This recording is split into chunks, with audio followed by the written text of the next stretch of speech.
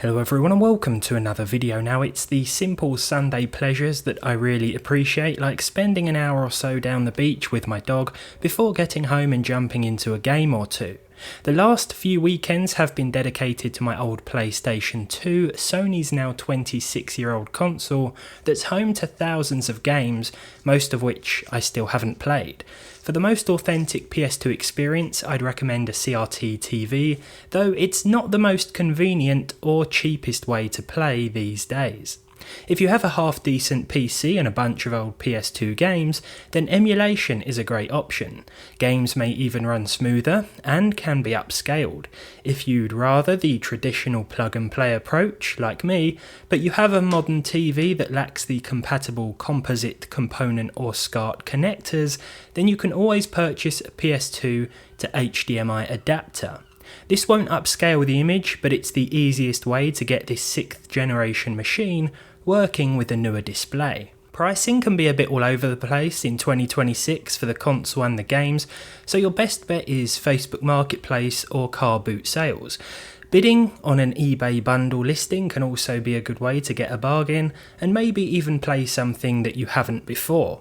Here is my current, albeit small, collection of games that I found in varying conditions.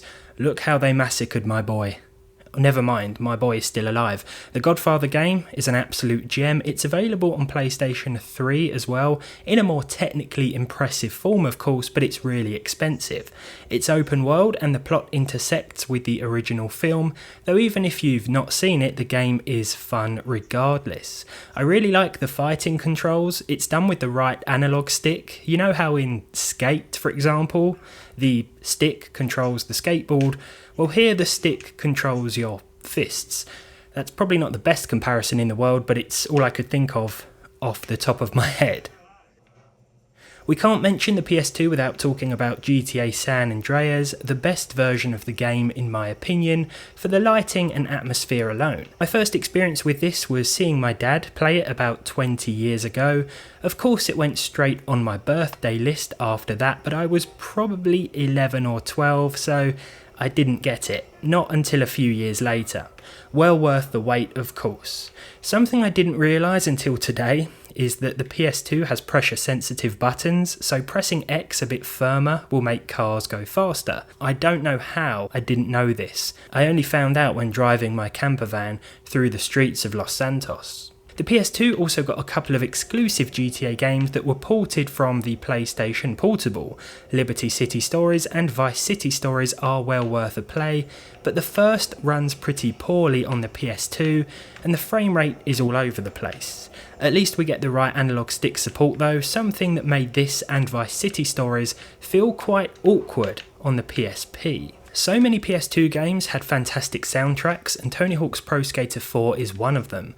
Now I've had to mute everything of course for YouTube purposes, and it's surprising the effect this has on the atmosphere of the games, especially this one. Now this feels quite empty without AC/DC or the bouncing souls blasting in the background, sort of liminal in a way.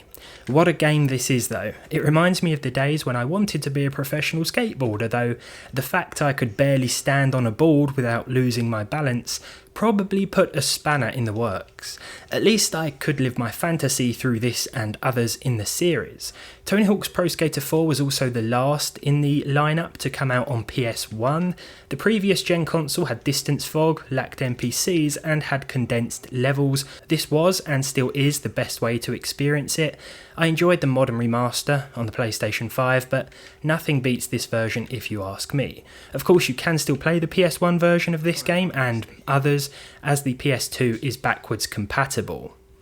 Speaking of games that were completely different on other consoles, this is Call of Duty World at War Final Fronts. It released at the same time as the PlayStation 3 version, but it has a completely different campaign broken up into 13 missions and lacks the legendary multiplayer and zombies modes. I still had some fun with it, to be honest, though 2008 was super late in the PS2's lifespan. For some context, GTA 4 came out on PS3 and 360 about 6 months before this came out on PS2. I know they're unrelated games of course, but I think this helps put into perspective the longevity and popularity of the PlayStation 2, which at this point still had many years left in it. Burnout 3 Takedown next, and I know I had this game back in the 2000s, but I do not remember much about it apart from the destruction. This one also runs at 50 or 60 FPS depending on what option you choose. Now back in the PS2 days, the console would have run at 25 or 50 FPS in Europe and 30 or 60 FPS in the US because of regional television standards. We can choose either option here, and my TCL TV will adjust to either 480i for 60Hz or 576i for 50Hz. I chose 60Hz mode of course for even smoother chaos. I got Spider-Man 2 for a few quid and it's worth every penny and more. This introduced physics-based web swinging to the series, and you can't just go blasting your web all over the place. You need a building or a tree or something to connect it to. It's actually really satisfying, though you can probably tell from the footage that it took me a while to get used to it. The fighting is really satisfying as well. It's an open world and we can explore Manhattan up high or at street level. I've saved what is probably the most frustrating game in my newly acquired collection until last. This is the Getaway, which is often referred to as London-based GTA. To me, it deserves merit in its own right. It takes the more realistic approach from the visuals, real-life car models, locations and gameplay. There's no HUD, health bars or ammo counters. You even have to rely on the car's indicators to drive to the correct locations. The map is, or was, pretty accurate too. It's really cool looking back on this, as it's basically a time capsule of London nearly 25 years ago. I used to play this with my best friend whose dad worked in London, and we drove to the actual place in the game once. There's a cool video by Tom the taxi driver who plays this and talks about locations compared to modern day. I'll leave a link below, it's really good. This game also encourages widescreen, which I avoided until this point because PS2 games don't look that good blown up at their original resolution on a 50-inch mini LED TV, but I wanted to at least give it a quick try. I do prefer 4:3 aspect ratio though, just for clarity alone.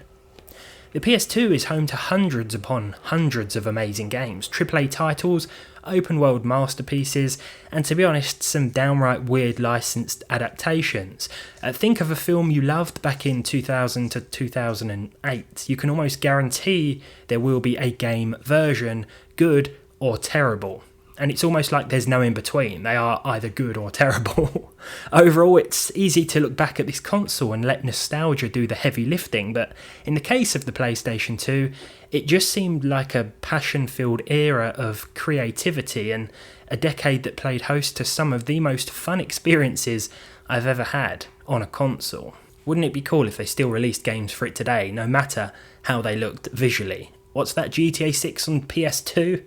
I think we may need more than just an 8MB memory card though. Thanks for watching, and hopefully I'll see all of you in the next one. Leave your thoughts and PS2 memories down below in the comments, and as always, I hope to see all of you next time.